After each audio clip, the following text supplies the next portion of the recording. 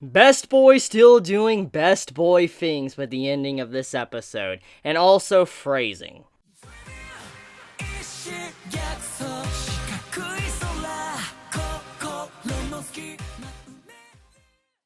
Even as a manga reader, that ending was painful. That cliffhanger was pretty nasty. I truly feel for you anime onlys right now. I really do. Because if I'm upset with the cliffhanger as a manga reader, I can't even begin to imagine how you anime onlys feel just because of the way that was done.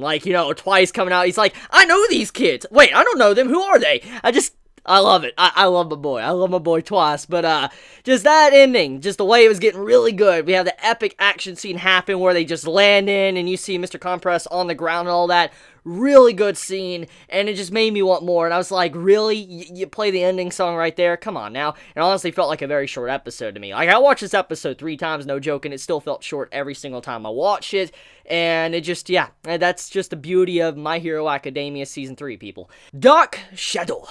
Something that has been built up for a very long time, and it's one of the most iconic moments of this arc for many, because we finally get to see the true extent of what Tokoyami is capable of. Now, I don't know how many of you are very aware of this, but Tokoyami is one of my personal favorite characters. I've always loved his character. I've always loved his design. I loved his ability, because it reminded me a lot of a Stan from JoJo. I just love Tokoyami. Just cool character, and he's a chuny on top of that. I just loved how he always acted like a chuny. Like, I have darkness and all that. Darkness is inside me, and like the banquet of darkness. I just always had a good laugh with his character.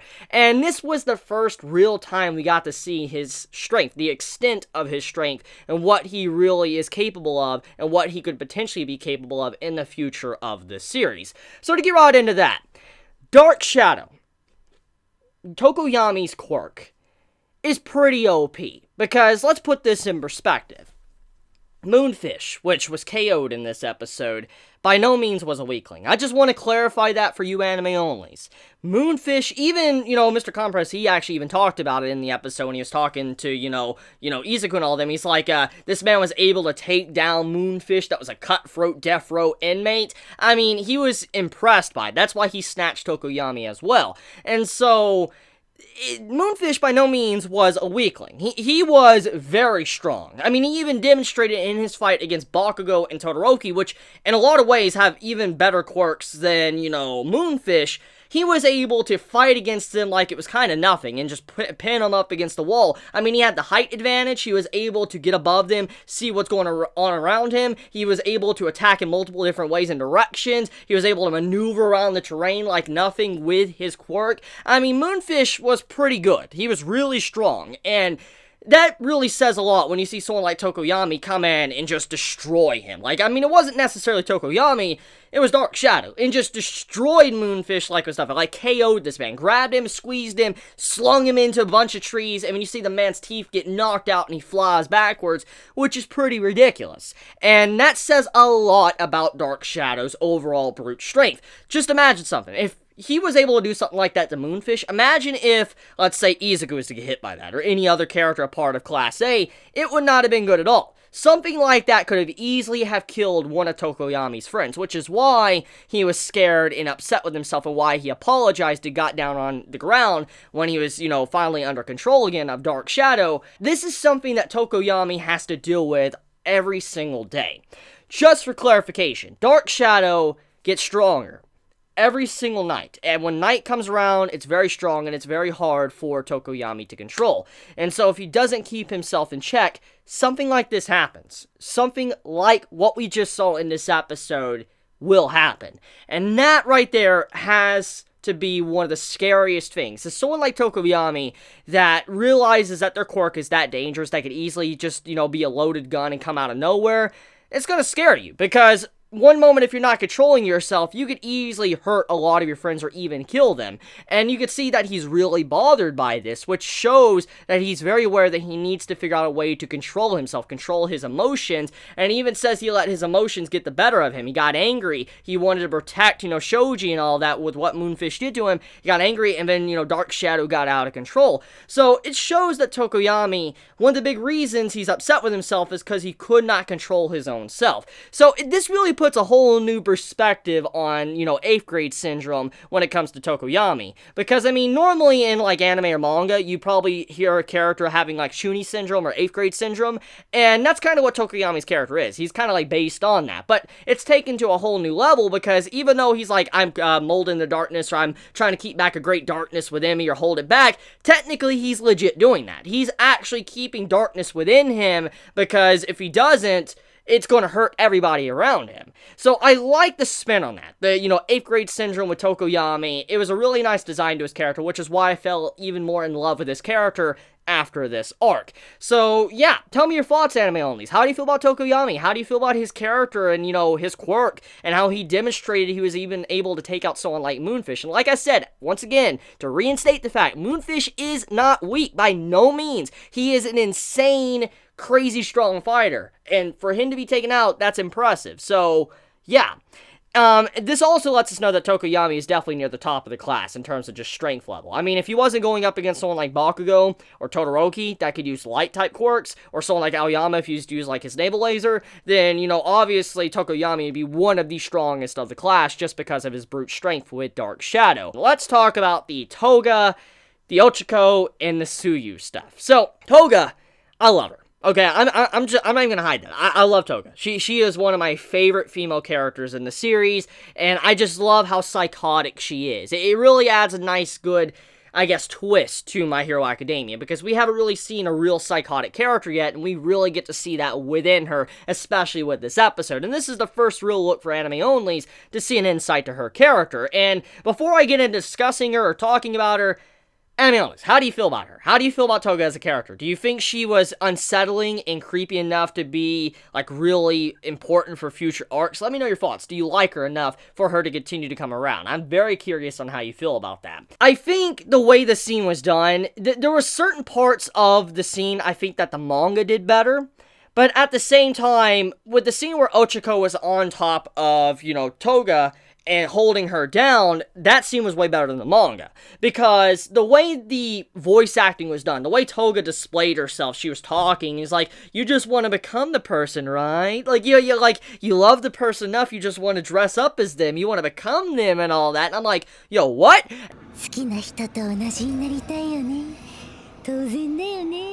And I mean, but she also says that she likes blood. That's why she likes to, beat up bloody people. And then you see this image of Stain pop up, which represents her ideals. Just a really good scene for this episode. Took it to a whole new level with Toga's character. The voice actor of Toga, fantastic. Like, seriously, they deserve some proper credit for the amazing work they did. Like, holy crap, Toga's voice actor, and how she was able to act that scene, being very psychotic, just talking to Ochako and all that, just getting into her mind, twisting her and all that. And it just really shows what type of villain she is. She's someone that is this demented, psychotic person that just wants to become the very person they love, which once again represents she's kind of like a yandere.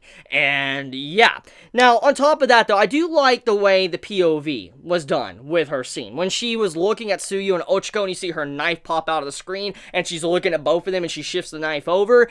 The way that was done, that really represented just the intensity of that moment and what she was seeing. And then, also, the very quick scenes to when Tsuyu was trying to get Ochako out, and she instantly cut Tsuyu's tongue, which was pretty savage. And it just shows one mess up, and your life, you're done. That's just how serious these villains are. They're not the type of villains that are going to be joking around and not trying to kill you. Because normally in shonen or other series, they joke around or they let the chance just slip through their fingers. They just completely mess it up. But that was not the case. You have it to where someone like Toga, she was just straight up being her normal personality, psychotic and all that, while going in for the kill. Like, every moment she was fighting or doing something, it was very scary. Because, I mean, one moment, Tsuyu got her eyes off of Toga looking at Ochako, next moment the knife is right here cutting her tongue. That just shows that when you keep your eyes off the villain, someone like Toga, your life can end like that. So, that just shows how quick she was. But also, if you do not pay attention, you're done. It's GG. It's over. And that was the scary part about the episode, especially with Toga. Then, on top of that, I really like how she manipulated Ochako. She was getting in her mind, messing with her, and then while Ochako slowly dropped her guard a little bit, she stabbed Ochako in the leg and, sucked her blood out, which that I think was really well done. It showed that she wasn't just saying that type of stuff just to say it. She was also doing that while doing an action on the side to get free, get away. It's not clarified what type of quirk Toga has, which I'm not going to get into that, because I know all about Toga, and I'm not going to, get into spoilers, because I don't want to spoil you anime onlys. But Toga's quirk was not revealed. And that was mentioned in this episode once Toga disappeared, that they don't even know what quirk she has. For all we know, something could be going down with Ochako because of the stab, or what is going on with Tsuyu because she also had her tongue cut. I mean, if this was Stain, like if we're going with the Stain factor and all that, like what Stain did, just one little cut and you are down and paralyzed. So if she had, let's say, a quirk like Stain, then Ochako and Tsuyu, they're down. Because, like, if she could, like, just lick the blood and then they're down, they're not going to help at all, because that's just how quick Stain could paralyze someone. So we don't really know what her quirk is, what she's really capable of at this moment, which is a very big wild card for our cast of characters, because they have no idea what she can do next. Let's talk also about the Dark Shadow and how Izuku led Dark Shadow to save, Bakugo and Todoroki. So that scene, I think, was a very shonen scene, but it was a very well done and executed scene. Because normally in a shonen, you have it to where the main male character, if there's, let's say, 3 friends, their backs are in the corner, and they have to make a decision who they want to save. Usually the shonen main character is probably going to try to save all 3 of them. That's just usually how it is. That's how a shonen is in general. And that scene does remind you that this is a shonen. But the way it was done, it was believable and tasteful. Because, see, here's the thing. Izuku, he's not technically running around like a madman right now. I mean, he's still wanting to move and all that, and he's saying he's not feeling any pain, but you see Shoji just holding him and carrying him throughout the episode, which shows that Izuku is in no condition to really do anything. Throughout the episode, when you really think about it, the only thing that Izuku was really doing was coming up with the battle plans, thinking about what needs to be done next, which it was very successful. I mean, he managed to save Tokoyami, even while he's pretty much incapacitated, he can't do anything, he was able to come up with a plan with Shoji to lead Dark Shadow over to Todoroki and Bakugo to save them, get, Moonfish out of the way, and then go over to chase after Mr. Compress that grabbed Tokoyami and then Bakugo and ran off with them. So that also shows that, once again, even though Izuku is not able to go in and be, bronze, beat the crap out of people like he did Muscular, he still has his mind. He's still very vital to this operation, and he's not entirely pointless. But at the same time, though, we gotta actually heed the warning of what Todoroki said. He said that at any moment, someone like Izuku could just pass out. Because, I mean, with his injuries and all that, what's wrong with his arms and body, at any given moment, he could just knock out just because of the pain. When the pain starts kicking in, I bet you right now, that man, he is going to wish he never did what he did. Like, in terms, he's just going to regret some of the pain he had. That kind of shows that Izuku's body is in critical condition. I mean, it's been mentioned ever since his fight with Muscular, and last episode with, and all that, with what we saw with the adults, to this episode now, with some of them talking about his condition of his body and how he could pass out. It just shows that the more this continues to go on and Izuku continues to push himself, it's going to just be much, much worse for him for this arc. Mr. Compress is introduced, which, this is the first time he's really been introduced now in the anime, and once again, another character I truly enjoy. And I feel like the way the voice actor acted him, nailed it. Nailed his personality. Honestly, I was very impressed by the animation of the scene when he was twiddling, like, the little marble and all that in his hand, and you see how he's moving, he's like, I'm a magician, I use magic and stuff, and I'm a trickster, I like to run away and all that, that's my forte.